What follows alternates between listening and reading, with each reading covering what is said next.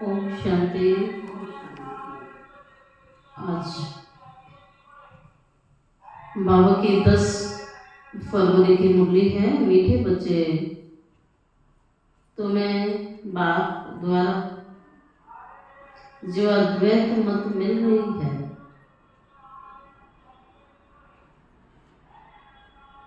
उस मत पर चलकर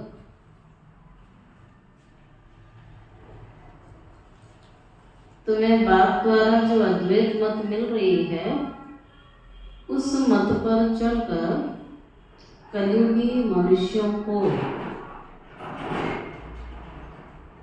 सतयुगी देवता बनाने का श्रेष्ठ कर्तव्य करना है।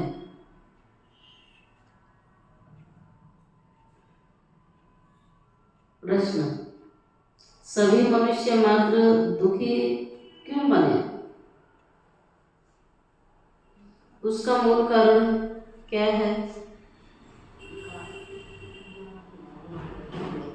सभी मनुष्य मात्र दुखी क्यों बने हैं? उसका मूल कारण क्या है? रावण ने सभी को श्रापित कर दिया है, इसीलिए सभी दुखी हैं। बाप वर्षा देता, रावण श्राप देता, यह भी दुनिया नहीं जानती। बाप ने वर्षा दिया, तब तो भारतवासी इतने सुखी स्वर्ग के मालिक बने, पूज्य बने।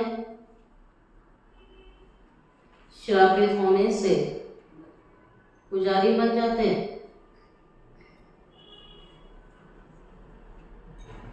ओम शांति। बच्चे यहाँ मधुबन में आते हैं बाप दादा के पास। हॉल में जब आते हो, देखते हो पहले भाई बहन भाई बैठते हैं, पीछे देखते हो बाप दादा आया हुआ है, तो बाप की याद आती है। तुम हो प्रजा पिता ब्रह्मा के बच्चे। बाप जब आते हैं तो ब्रह्मा विष्णु शंकर भी जरूर चाहिए, कि बाबा आता है तो तीनों दिव्य कर्तव्य भी करने होते हैं। तो तीनों देवताएं भी चाहिए। कहते भी हैं त्रिमूर्ति शिव भगवानु वाच। अब तीनों द्वारा तो नहीं बोलेंगे ना। त्रिमूर्ति शिव भगवानु वाच तो बाबा कहते तीनों द्वारा थोड़ी बोलता हूँ। ये बातें अच्छी रीति बुद्धि में धारण करनी है। बेहद के बाप से जरूर स्वर्ग का वर्षा मिलता है। इसलिए सभी भक्त भगवान से क्या चाहते हैं? क्या चाहते हैं सारे भक्त? जीवन मुक्ति। और जीवन मुक्ति में सब आ गया। जीवन भी होगा, सुख भी होगा, शांति भी होगी, हर प्रकार की सुविधाएं होंगी, स्वर्ग होगा। तो सतयुग में सब होगा। तो बाबा आकर के कहते हैं कि सब भक्त भगवान से क्या चाहते हैं? जीवन मुक्ति। अभी तो सारी दुनिया में कौन सा चल रहा है? जीवन बंद है, बंधन है। जीवन बंधन में है, अनेक प्रकार के बंधनों में जकड़ा हुआ है। सभी बाप को याद करते हैं, आकर इस बंधन से मुक्त करो, बंधन मुक्त करो। अभी तुम बच्चे जानते हो बाबा आया हुआ है, कल्प कल्प बाबा आता है, पुकारते भी हैं। तो माता पिता हम बालक तेरे और तुम्हारी कृपा से सुख बने रहे, परंतु इसका अर्थ कोई जानते नहीं है। निराकार बाप के लिए समझ लेते हैं गाते हैं परंतु मिलता कुछ भी नहीं है। तो माता पिता हम बालक तेरे तुम्हारी कृपा से सुख गनेरे गाते हैं, मिलता कुछ भी नहीं है। अब जब तक उसको ना जाने पहचाने नहीं तो वर्षा कैसे मिल जाएगा। तो सिर्फ गाते रहते हैं, प्राप्ति तो होती ही नहीं है। अभी तुम बच्चों को उनसे वर्षा मिलता है, कल्प बाद मिलेगा। बच्चे जानते हैं बाप आधा कल्प के लिए वर्षा देते हैं, रावण श्राप दे देता है, यह भी दुनिया नहीं जानती कि हम सभी श्रापित हो चुके हैं। श्रापित की निशानी क्या है? दुख। मनुष्य दुख की भोगना भोग रहा है अर्थात श्रापित है। रावण का श्राप लगा हुआ है, इसीलिए सभी दुखी हैं। भारतवासी सुखी थे, कल लक्ष्मी नारायण का राज्य भारत में था। देवताओं के आगे माथा टेकते, पूजा करते हैं, परंतु सतयुग कब था ये किसी को पता नहीं है। अब देखो लाखों वर्ष की आयु सिर्फ सतयुग की दिखा दी, फिर त्रेता की, द्वापर कलयुग की, उस हिसाब से मनुष्य कितना ढेर हो जाएंगे। अगर एक युग लाखों वर्ष का है तो चारों युगों को तो फिर बाबा कहते हैं जनसंख्या बहुत अधिक बढ़ जाएगी। अगर लाखों वर्ष का हो जाएगा तो युग, सिर्फ सतयुग में ही ढेर मनुष्य हो जाएंगे। कोई भी मनुष्य की बुद्धि में बाबा कहता है ये सब बैठता नहीं है। बाबा बैठ समझाते हैं, देखो गया भी जाता है 35 करोड़। 35 करोड़ कौन होते हैं? देवी देवताएं होते हैं। लेकिन सतयुग 1250 साल ही चलता है, त्रेता भी 1250 साल चलता है। सुख भी उतना ही है तो दुख भी, समय तो बराबर है। ऐसे थोड़ी वह कोई लाखों वर्ष में हो सकते हैं। तो ये भी मनुष्यों को समझाना पड़ेगा। अभी तुम समझते हो बाबा में स्वच्छ बुद्धि बनाता है। जैसे जल से स्नान करने से, वस्त्र धोने से शुद्धि होती है। किसी भी चीज की आप धुलाई कर सकते हैं, उसके लिए जल चाहिए ना। बाबा भी कहता है ये ज्ञान स्नान जो हमारे मन को स्वच्छ करता है, बुद्धि को स्वच्छ करता है, विचारों को स्वच्छ करता है, हमारी आत्मा को शुद्ध करता है। और वो जल बाहरी चीजों को शुद्ध करेगा ना। बाबा हमें स्वच्छ बुद्धि बनाते हैं। सबसे पहले तो बुद्धि स्वच्छ चाहिए। लेकिन रावण क्या करता है? सबसे पहले बुद्धि को क्या बना देता है? हाँ, बाबा कहता है रावण मलेच्छ बना देता है, तुम्हें गंदा बनाता है। तुम्हारी बुद्धि मलेच्छ बन जाती है तो कर्म भी मलेच्छ हो जाएंगे ना। मुख्य बात तो यही है ना। सतयुग में है पवित्र और यहाँ है अपवित्र। यह भी किसी को पता नहीं है। राम राज्य कब से कब तक होता है, रावण राज्य कब से कब तक होता है। समझते हैं यही राम राज्य भी है तो रावण का राज्य भी है। अनेक मतांतर हैं, इसलिए राम रावण की युद्ध दिखा दी, कृष्ण कंस की लड़ाई दिखा दी, दिखाया ना। तो दोनों इकट्ठे दिखा दिए, राम राज्य रावण राज्य, स्वर्ग भी नरक भी। जिनके पास सब कुछ है कहते हैं स्वर्ग में है, नहीं है नरक में है। लेकिन बाबा ने कहा सारा संसार सुखी है क्या? फिर चलो सब कुछ है तो सुखी है क्या? तो फिर दुख, ठीक है ना। तो बाबा ने कहा नरक की निशानी होती है दुख। किसी न किसी प्रकार से व्यक्ति दुखी रहता है, ये नरक की निशानी है, श्रापित है। रावण का श्राप लगा हुआ है। रावण राज्य कब से कब तक होता है समझते हैं। राम राज्य, रावण राज्य, अनेक मतांतर हैं। जितने मनुष्य हैं उतनी उनकी क्या होती हैं, उतनी मत होती हैं। तो करोड़ों मत हो गई ना, करोड़ों करोड़ों आत्माएं। तो अभी यहाँ तो बच्चों को एक अद्वैत मत मिलती है जो बाबा देता है। तुम अभी ब्रह्मा के द्वारा देवी देवता बन रहे हो, देवताओं की महिमा गाई जाती है। अब आप सोचो, संसार में हम जहाँ गए, जिससे मिले, जिस गुरु से मिले, अब उसकी मत अलग ही है। ठीक है, मनुष्यों की मत, गुरुओं की मत, शास्त्रों की मत और मन मत, व्यक्ति किस पे चले, कंफ्यूज। उसको ये नहीं समझ आता है कौन सा राइट है, कौन सा रॉन्ग है, किधर चलना है, किधर नहीं चलना है। चलते हैं तो सोचते हैं इस पर चलने से तो ऐसा नहीं हो गया, तो फिर छोड़ते हैं तो दूसरी मत पर चलने लग जाते हैं। अब बाबा ने एक ही मत दी है, इसलिए ये ना गुरुओं की मत है, ना ये मनुष्य मत है, ना मनमत है, ये है श्रीमत।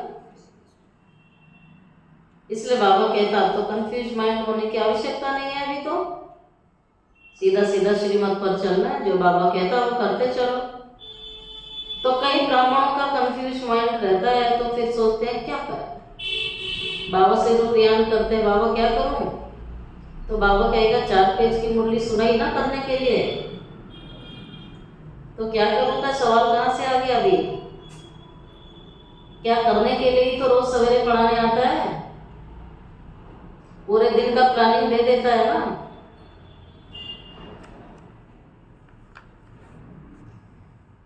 तो इसलिए मनुष्य मत हैं, या तो बच्चों को अद्वैत मत मिलती है, जिसके जैसी दूसरी कोई मत होती ही नहीं है। अद्वैत बाबा ही राय देते हैं। अभी ब्रह्मा के द्वारा देवता बन रहे हो, देवताओं की महिमा गाई जाती है, तो महिमा तो अब सब पक्के हो गई ना सभी को। क्या महिमा गाई जाती है, रेखा मैम बताएंगी।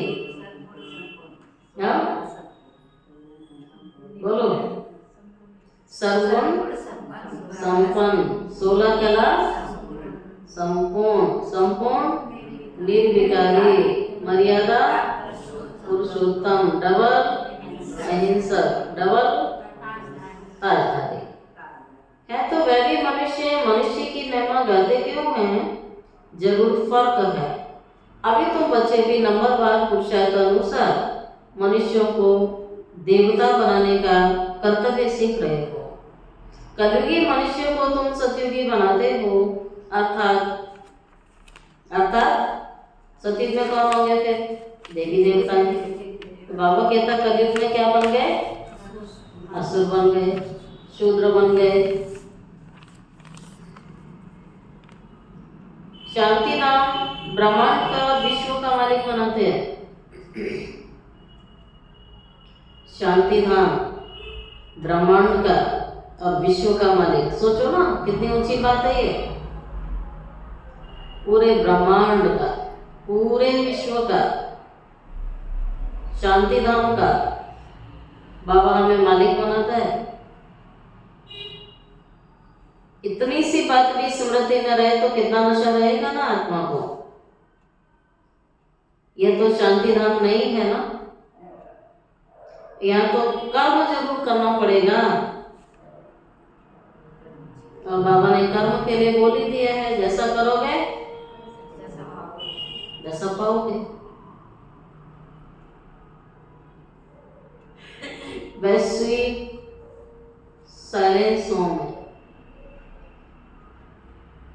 वो हमारा मीठा घर है, जहाँ मीठी शांति है, असीम शांति है। अभी तुम समझते हो आत्मा स्वीट होम ब्रह्मांड के मालिक है, वहां दुख सुख से न्यारे रहते हैं। आत्मा एक निर्विकल्प समाधि के अंदर है, वहां कोई संकल्प नहीं, कोई विचार नहीं, कोई कर्म नहीं, कोई वाणी नहीं, संपूर्ण साइलेंस, शांति की अवस्था में आत्मा परम धाम में अपने घर में रहती है, सुख दुख से न्यारी। सतयुग में विश्व के मालिक बनते हो। अभी तुम बच्चे लायक बन रहे हो। एम ऑब्जेक्ट एक्यूरेट सामने खड़ी है। तुम बच्चे योग बल वाले हो, वह है बाहुबल वाले। तुम भी हो युद्ध के मैदान पर, परंतु तुम हो डबल अहिंसक, वह है हिंसक। हिंसा काम कटारी को कहा जाता है। सन्यासी भी समझते हैं यह हिंसा है, इसीलिए पवित्र बनते हैं। वे काम कटारी को हिंसा समझते हैं, तभी तो सन्यासियों ने गृहस्थ का त्याग किया है, पवित्रता की जीवन अपनाते हैं। तुम बच्चे लायक बन रहे हो, वो बाहुबल वाले, परंतु तुम्हारे सिवाय बाबा के साथ, तुम्हारे सिवाय बाबा के साथ कोई की भी प्रीत है ही नहीं। यथार्थ जानते नहीं हैं तो यथार्थ प्रीत भी नहीं हो सकती, पहचान नहीं है। अब तो समझ आ गया कि मुझ आत्मा का सर्व संबंधी, मुझ आत्मा का संसार कौन है? आत्मा का, शरीर का। आशिक माशूक की प्रीत होती है ना, वे आशिक माशूक तो एक जन्म के लिए गाए जाते हैं। तुम सभी हो मुझ माशूक के आशिक। भक्ति मार्ग में मुझे एक माशूक को याद करते आए हो। अब मैं कहता हूँ ये अंतिम जन्म सिर्फ पवित्र बनो और यथार्थ रीति याद करो। याद करने से तुम छूट जाएंगे। फिर सतयुग में याद करने की आपको दरकार नहीं रहती। दुख में सिमरन सब करते हैं। ये सारी दुनिया नर्क, इनको स्वर्ग तो बाबा कहते नहीं कहेंगे ना। बड़े आदमी जो धनवान होते हैं वो कहते हैं हमारे लिए यही स्वर्ग है। विमान आदि सब कुछ वैभव है, तो कितना अंधश्रद्धा में रहते हैं। गाते भी हैं तो माता पिता हम बालक तेरे, परंतु समझते कुछ भी नहीं है। बाबा कहते हैं कौन से सुख गनेरे मिले हैं, कौन से सुख गनेरे मिले हैं ये कोई भी नहीं जानते। बाबा कहता है बोलती तो आत्मा है ना, तुम आत्माएं समझती हो। हमको सुख घनेरे मिलने हैं, उनका नाम ही है स्वर्ग सुख धाम। स्वर्ग सभी को बहुत मीठा लगता है। तुम अभी जानते हो स्वर्ग में हीरे जवाहरों के कितने महल थे, भक्ति मार्ग में कितना अनगिनत धन था। चलो स्वर्ग का नहीं पता है, भक्ति का तो पता है। इतना तो इतिहास बताता है ना, कितने मंदिर बनाए आलीशान। अब भारत को सबने लूटा तो भारत में होगा तभी तो लूटा होगा। तो द्वापर युग में लूटा, द्वापर युग में भी इतना धन दौलत थी। अब बाबा कहता उससे पिछले चले जाओ, उसका इतिहास नहीं है तुम्हारे पास। तो इसलिए बाबा कहता मैं तुम्हें सुनाता हूँ हिस्ट्री ज्योग्राफी कि पूरे संपूर्ण विश्व में ये भारत था और भारत में भी स्वर्ग था। तो बाबा कहते इतिहास हो गया ना, तो लक्ष्मी नारायण का राज्य था, 2500 साल चला, तो ये इतिहास आधा है। तो बाबा कहता द्वापर से तो सुना है ना, कितने मंदिर बनाए, कितने लोग लूट के गए हैं भारत को। तो ये भारत कितना धनवान था, जिस भारत को ही सोने की चिड़िया, द्वापर युग में ही सोने की चिड़िया कह दिया कि भारत को लूट करके ले गए, भारत में इतना धन था। अभी तुम बच्चों की बुद्धि में हम बाप के द्वारा फिर से स्वर्ग के मालिक बनते हैं। हमारे महल सोने के होंगे, दरवाजों पर भी जड़ित लगी होगी। जैनियों के मंदिर भी ऐसे बने हुए होते हैं। अब हीरे आदि तो नहीं है, कारीगरी देखी है ना जैनियों के मंदिरों की, सब दिलवाड़ा मंदिर में देखिए, कहीं भी देखो कितना कारीगरी होती है, हस्तकला कितनी अच्छी दिखाई है। अभी तुम जानते हो बाप से स्वर्ग का वर्षा ले रहे हैं। शिव बाबा आते भी भारत में ही हैं। भारत को शिव भगवान से स्वर्ग का वर्षा मिलता है। क्रिश्चियन भी कहते हैं क्राइस्ट से 3000 वर्ष पहले ये भारत क्या था? 3000 साल पहले भारत हेवन था। राज्य कौन करते थे यह किसी को पता नहीं है, बाकी ये समझते हैं भारत बहुत पुराना है। तो यही स्वर्ग था ना।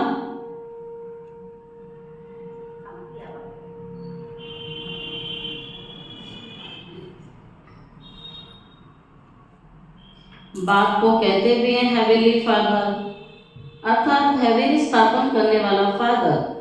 जरूर फादर आए होंगे तब तुम स्वर्ग के मालिक बने होंगे। हर 5000 वर्ष के बाद स्वर्ग के मालिक बनते हो। फिर आधा कल्प बाद रावण का राज्य शुरू होता है। चित्रों में ऐसा क्लियर कर दिखाओ जो लाखों वर्ष की बात बुद्धि से ही निकल जाए। लक्ष्मी नारायण कोई एक थोड़ी होंगे, अब देवी देवता कोई एक दो थोड़ी होंगे। 33 करोड़ देवी देवताओं का गायन है। बाबा कहते हैं एक तो नहीं होंगे, इनों की पूरी राजधानी होगी ना, पूरी दुनिया होगी। उनों के बच्चे राजा बनते होंगे, राजाएं बहुत बनते हैं। सारी माला बनी हुई है, माला को ही सिमरण किया जाता है। जो बाप के मददगार बन के बाप की सर्विस करते हैं उनों की ही माला बनती है। जो पूरा चक्र में आते हैं पूज्य पुजारी बनते हैं, उनों का ये यादगार बना हुआ है। तुम पूज्य से पुजारी बनते हो तो फिर अपनी माला को बैठ पूजते हो। पहले माला पर हाथ लगाकर फिर माथा टेकेंगे, पीछे माला को फेरना शुरू कर देते हैं। तुम भी सारा चक्र लगाते हो, शिव बाबा से वर्षा पाते हो। यह राज तुम बच्चे ही जानते हो। मनुष्य तो कोई किसके नाम पर कोई किसके नाम पर माला फेरता है क्या? जो जिसका इष्ट होगा वो उसी का नाम रटता है, जाप करता है, माला फेरता है। राधे का भक्त होगा तो राधे राधे बोलेगा, कृष्ण का भक्त होगा तो कृष्ण बोलेगा, राम का भक्त होगा तो राम राम बोलेगा। तो अलग अलग जाप है। अभी तुमको माला का सारा ज्ञान है, यह कोई को ज्ञान नहीं है। क्रिश्चियन थोड़ी समझते हैं ये माला क्यों फेरी जाती है, किसकी माला होती है। ये माला है ही उनों की। किसकी है माला? हाँ, 108 जो माला है वो किसकी है? जो बाबा कहता है जो मेरे मददगार बनते हैं, जो बाबा के मददगार बनते हैं, बाबा की सर्विस करते हैं, माला उनकी बनती है। जो बाबा की सेवा करते हैं, जो भारत को स्वर्ग बनाते हैं, बाबा के कार्य में सहयोगी बनते हैं, मददगार बनते हैं, ऐसे बच्चों की माला बनती है। इस समय तो सब पतित है, जो पावन थे वो सब यहाँ आते आते अब पतित बन गए। फिर नंबरवार सब जाएंगे, नंबरवार आते भी हैं और नंबरवार जाते हैं। कितनी समझने की बातें हैं ये। बाबा कहते हैं ये झाड़ है, कितनी टाल टालियाँ मत पंथ हैं। अब ये सारा झाड़ खलास होना है, फिर तुम्हारा फाउंडेशन लगेगा। तो वो एक झाड़ के फाउंडेशन, उसमें सूर्यवंशी चंद्रवंशी दोनों हैं। सतयुग त्रेता में जो राज्य करने वाले थे उनों का भी धर्म ही नहीं है, सिर्फ चित्र है। जिनके चित्र है उनों की बायोग्राफी को जानना चाहिए। बाबा ने कहा उनकी जीवन कहानी को जानना चाहिए। जिनके चित्र है उनों का भी धर्म ही नहीं है, सिर्फ चित्र है, तो जानना चाहिए। कह देते हैं फलानी चीज लाखों वर्ष पुरानी है, अब वास्तव में पुरानी से पुराना आदि सनातन देवी देवता धर्म है।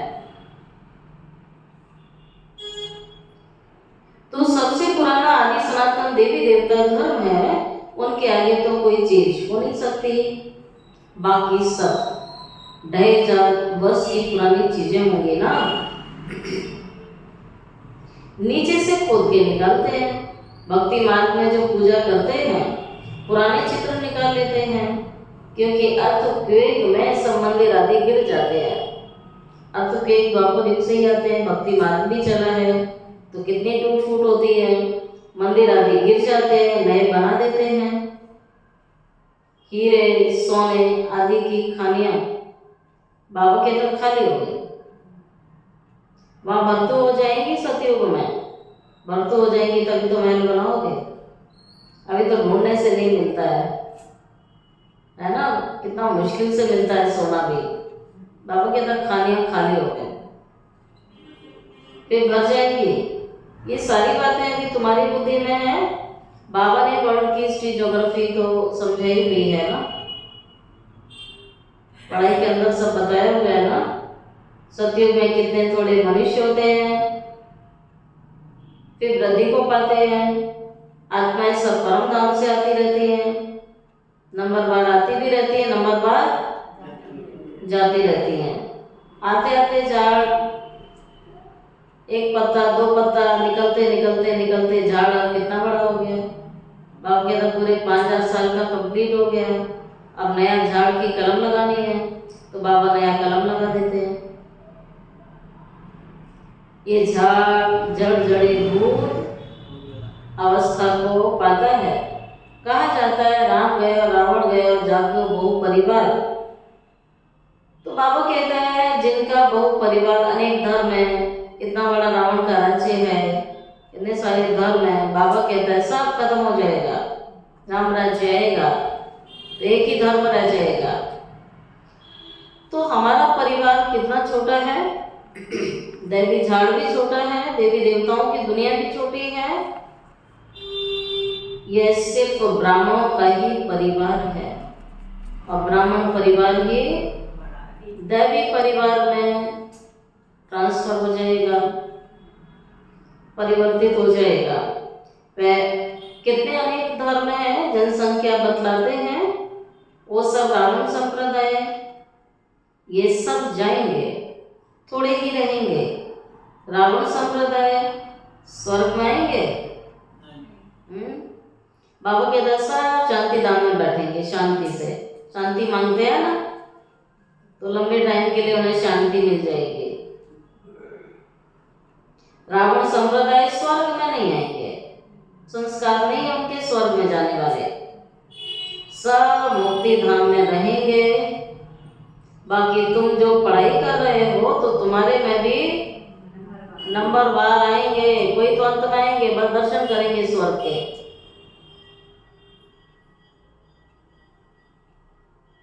बाकी तुम जो पढ़ रहे हो तो नंबर बार। अभी तो बच्चों ने समझा है कैसे वह निराकारी झाड़, निराकारी झाड़ कहाँ होता है, परम धाम में होता है आत्माओं का झाड़। साकारी झाड़ इस सृष्टि पर, ये मनुष्य सृष्टि का झाड़ है, ये तुम्हारी बुद्धि में है।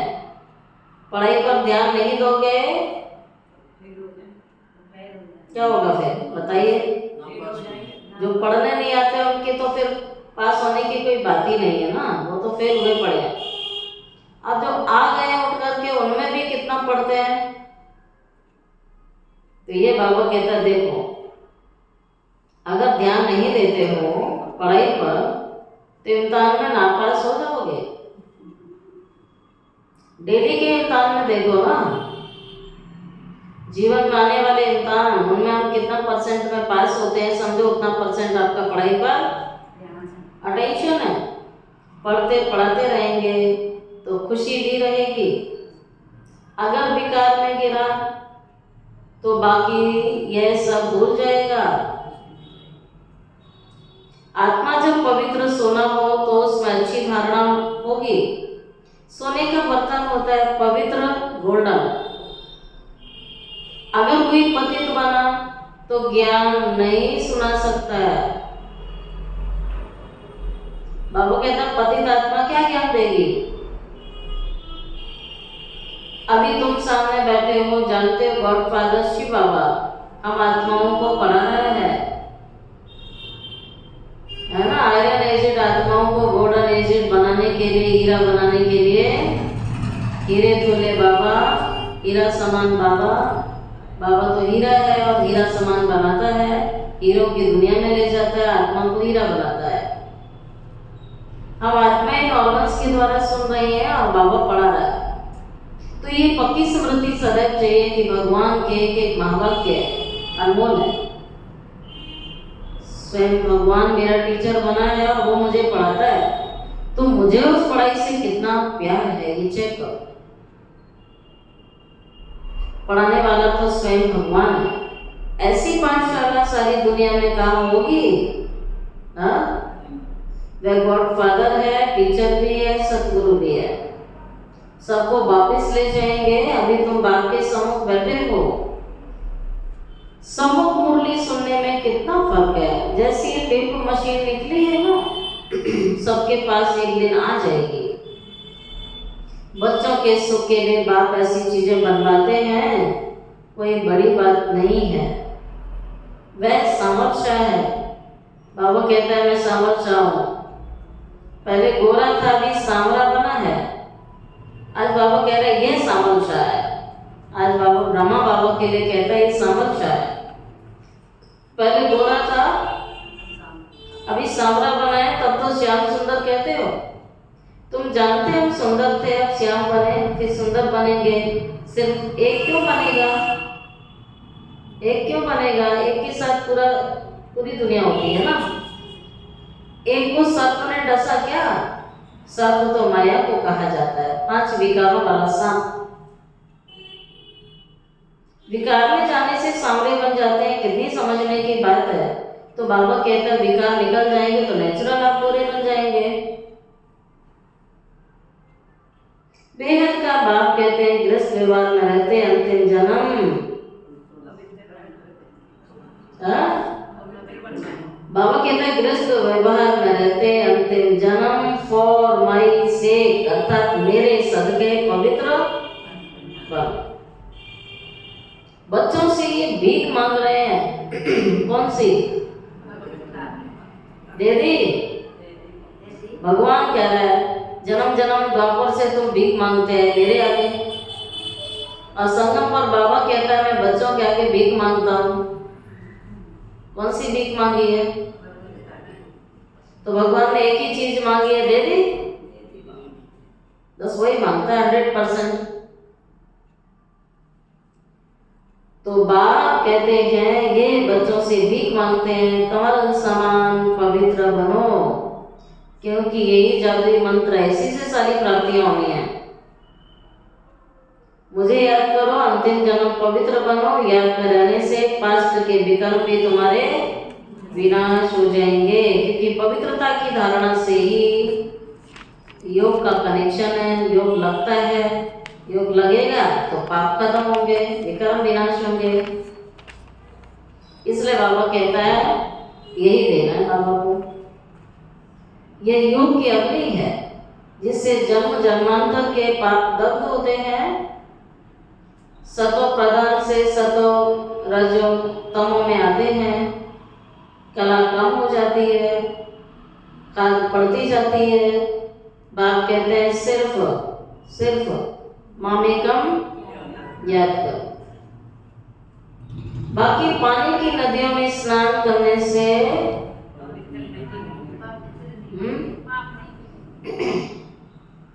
इच्छा होती है हम भी जाएं कुंभ मेला देख कर आए?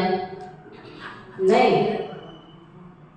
बाबा कहता है पानी की नदियों में स्नान करने से थोड़ी तुम पावन बन जाओगे। पानी भी तत्व है, 5 तत्व कहे जाते हैं। तो ये नदियां कैसे पवित्र पावनी हो सकती हैं? बाबा कहता है तत्व तुम्हें कैसे पावन बनाएगा? जल तत्व है ना उसके अंदर। नदियां सागर से निकलती हैं। पहले तो सागर पवित्र पावन होना चाहिए ना। तो जब हमें पतित पावन ज्ञान का सागर मिल गया, पतितों को पावन बनाने वाला, अब उस पानी की सागर, पानी की नदियों की आवश्यकता ही नहीं है। अच्छा मीठे मीठे सिक्की हृदय बच्चों प्रति माता पिता बाप दादा का याद प्यार गुड मॉर्निंग।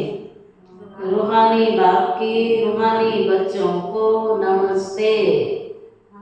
रूहानी बच्चों की रूहानी बाप दादा को याद प्यार गुड मॉर्निंग और नमस्ते नमस्ते नमस्ते। शुक्रिया बाबा, शुक्रिया बाबा, शुक्रिया बाबा। क्या सुना, क्या क्या सुना, जल्दी बोलो। बाबा वर्षा देते हैं और रावण मरीच बनाता है। रावण मरीच बुद्धि बना देता है, श्राप देता है। बाबा वर्षा देते हैं तो रावण श्रापित कर देता है, दुखी बना देता है। वो माला में आएंगे, जो बाप के मददगार होंगे, सर्विस करेंगे, वही माला का दाना बनेंगे। और बताइए, धारणा की बातें सुनाओ। बाप से सच्ची प्रीत रखनी है। पवित्र जरूर बनना। दे दी भैया ने दी थोड़ी है, अभी ले लेते हैं बाबा। नहीं दे दी, दे दी। देखो बाबा कहता है बाप के कहने से जिन्होंने दी है ना, उसका नंबर ज्यादा है। परिस्थिति आई, कारण बना, तब दिया, तो उसका नंबर कम हो जाएगा। अच्छा और क्या सुना?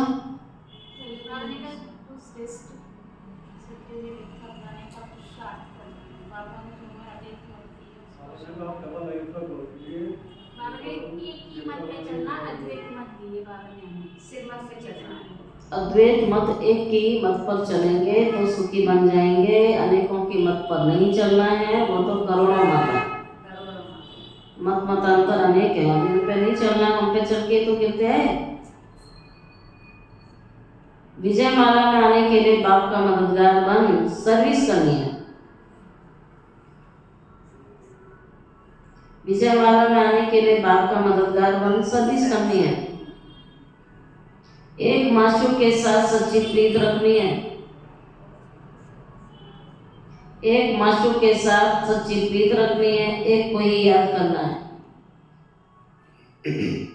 एक को ही याद करना है। सेकंड पॉइंट, अपनी एक्यूरेट एम ऑब्जेक्ट को सामने रख। पूरा पुरुषार्थ करना है। अपनी एक्यूरेट एम ऑब्जेक्ट को सामने रख, पूरा पुरुषार्थ करना है। डबल अहिंसक बन मनुष्य को देवता बनाने का श्रेष्ठ कर्तव्य करते रहना है।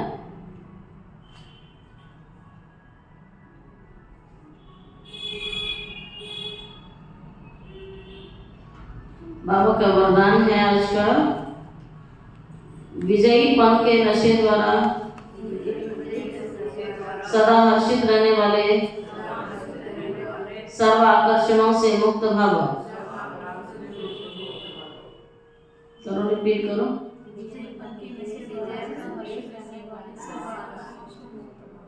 विजयी पन के नशे द्वारा सदा हर्षित रहने वाले, सर्व आकर्षणों से मुक्त भव। हर्षित रहते हैं सदा। बाबा कहते हैं विजयी रत्नों का यादगार, बाबा के गले का हार आज तक पूजा जाता है, तो सदा यही नशा रहे कि हम बाबा के गले का हार विजयी रतन है। हम विश्व के मालिक के बालक हैं। हमें जो मिला वह किसी को भी नहीं मिल सकता। ये नशा खुशी स्थायी रहे तो किसी भी प्रकार के आकर्षण से परे रहेंगे। जो सदा विजयी हैं वो सदा हर्षित हैं। एक बाप की याद के ही आकर्षण में आकर्षित हैं। स्लोगन, एक के अंत में खो जाना अर्थात